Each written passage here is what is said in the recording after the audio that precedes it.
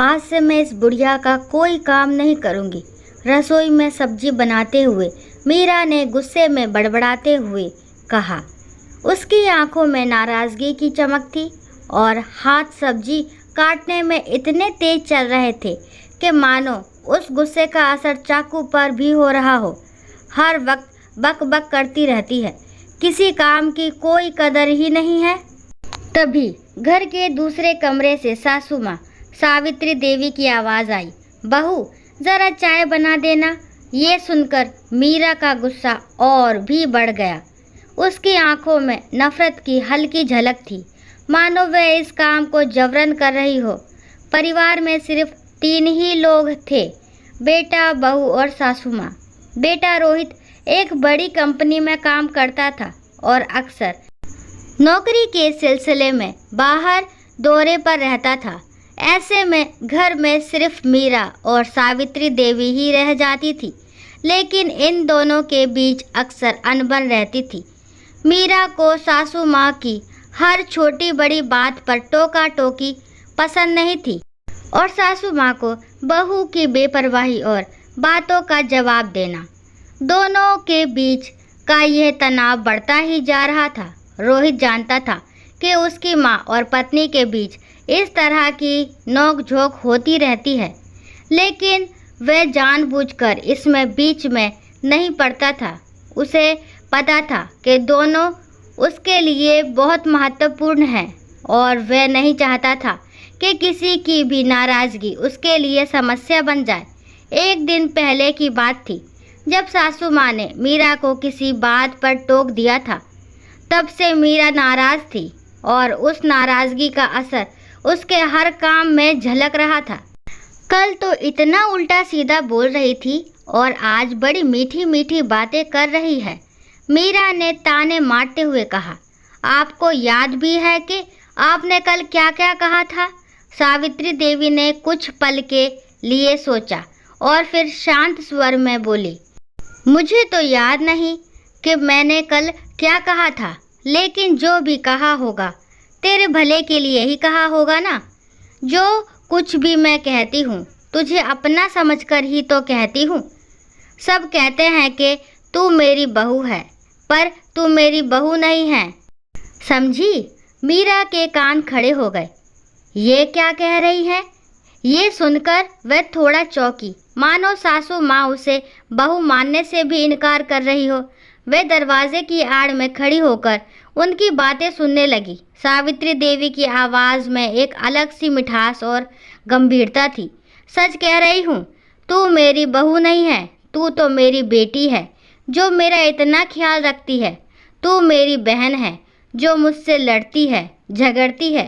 तू मेरी माँ है जो इतने अच्छे से मेरी सेवा करती है। तू तो मेरी सबसे अच्छी सहेली और मेरे अकेलेपन की साथी है, जो अपने दिल की बात मुझसे कहती है और मेरी बात सुनती है। मैंने कुछ कह दिया तो क्या अपनी माँ को माफ़ नहीं कर सकती? सावित्री देवी की बातें मीरा के दिल को छू गई। वह सुन्न हो गई थी, उसकी आंखों में आंसू आ गए। उसे अचानक एहसास हुआ कि सासू माँ की हर बात के पीछे एक सच्चा प्यार और अपनापन था, जिसे वह अब तक समझ नहीं पाई थी। अचानक वह दौड़ते हुए आई और सासू माँ के गले लग गई। रोते हुए उसने कहा, नहीं माँ, आपको पूरा हक है अपनी बेटी को डांटने का। मुझे माफ़ कर दो माँ। दोनों की आंखों से आंसू बहने लगे, मानो सारे गिले शिकवे धुल गए हो। उनका रिश्ता अब पहले से कहीं ज़्यादा मजबूत और गहरा हो गया था। इस बीच दरवाजे पर खड़ा रोहित ये दृश्य देखकर आश्चर्यचकित था। उसे यकीन नहीं हो रहा था कि जो सास और बहू कुछ देर पहले तक एक दूसरे से नाराज़ थी, वह अब एक दूसरे के गले लगकर रो रही थी। उसकी आंखों में भी हल्की नमी आ गई। लेकिन इस भावुक दृश्य के बीच रसोई में कुछ जलने की तेज़ गंध आने लगी। जब सबकी नज़रें उस ओर गई तो देखा कि रसोई में बन रही सब्जी जलकर राख हो चुकी थी। लेकिन इस राख में भी एक नई उम्मीद की रोशनी थी, जो इस परिवार के रिश्तों को फिर से सजीव कर रही थी। अब दूसरी कहानी। अरे नंदा भाभी, ये क्या कर रही हो? बाप रे, होली के अवसर पर पीहर आई उसकी नंदे रमा और रश्मि एक साथ चिल्ला पड़ी थी। जी दीदी, अम्मा का नाश्ता लाई हूँ। सहारा देकर उनको तकिए से टिका कर बैठाती नंदा बोली। वो तो हम भी देख रहे हैं, पर इतना घी में तर मूंग दाल का हलवा अम्मा पचा पाएंगी? उनकी तबीयत और ख़राब हो जाएगी ना। पर अम्मा बहुत खुश होकर नाश्ते की प्लेट निहार रही थी। उनको ये हलवा बहुत ही पसंद था। वो उनका मुंह गीले कपड़े से पोंछती रही। रश्मि चिढ़ गई और ज़ोर से बोली, हमारे रहते ये अनर्थ नहीं हो सकता। इतना गरिष्ठ हलवा खिलाकर आप कौन सा दुलार टपका रही हैं? लकवे के कारण उनकी बोली ख़त्म सी हो गई थी, पर वो गौं गौं करके रश्मि पर नाराज़ हो रही थी। उसने प्यार से उनके मुंह में हलवा डाला। उनके चेहरे की प्रसन्नता देखने लायक थी। उसी समय विकास उनकी दवाइयाँ लेकर कमरे में घुसा और प्यार से अपनी माँ के गाल थपथपा कर पूछने लगा, कहो माँ, आज नाश्ता अच्छा लगा ना? अब सूप के साथ ये दवा भी खा लो। वो एक आज्ञाकारी बच्चे की तरह मुस्कुराकर सिर हिलाने लगी। बेटे की आंखों में आंसू छलछला गए। पर इस बार रमा से नहीं रहा गया। भैया, हमें तो कुछ समझ में नहीं आ रहा है। भाई भाभी दोनों एक ही साथ बोल पड़े। ऐसी कौन सी पहेली है जो तुमको समझ नहीं आ रही? तुम लोग पहेली ही तो बुझा रहे हो। एक तरफ दवाएं खिला रहे हो और दूसरी तरफ ये हलवे।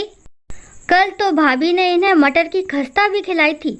तो क्या भैया, ये गरिष्ठ चीज़ें अम्मा को इस बीमारी में? वो दोनों बहुत हैरान थी। अब तक चुपचाप अम्मा का काम करती नंदा के मुंह से निकल ही गया, दीदी, ऐसा है कि इतने दिनों से बीमारी और परहेज की मार झेलती ये बहुत कमज़ोर हो गई हैं, साथ ही चिड़चिड़ी भी हो गई हैं। उबली सब्जियां और सूखी रोटी देखते ही बच्चे की तरह मचल जाती हैं। उन्होंने जीवन भर हम सबको बढ़िया से बढ़िया खिलाया है और अब वो आगे नहीं बोल पाई और सिसकने लगी। आगे बढ़कर विकास ने उसे पानी पिलाया और दृढ़ स्वर में बोला, अब ये ज़्यादा दिनों की मेहमान नहीं हैं। हम लोगों ने ये निर्णय किया है, अब उन्हें उनकी मनपसंद चीज़ें देंगे। वो कितना सा खाती ही हैं। जो भी खाएं खुश होकर खाएं, हमारी खुशी इसी में है। अब तक संभल चुकी नंदा उनको लेटाते हुए बोली, कोई कुछ भी बोले, हम अपनी अम्मा को जीते जी ही तृप्त करेंगे। बाद की बाद में देखी जाएगी। तब तक वो सो गई थी।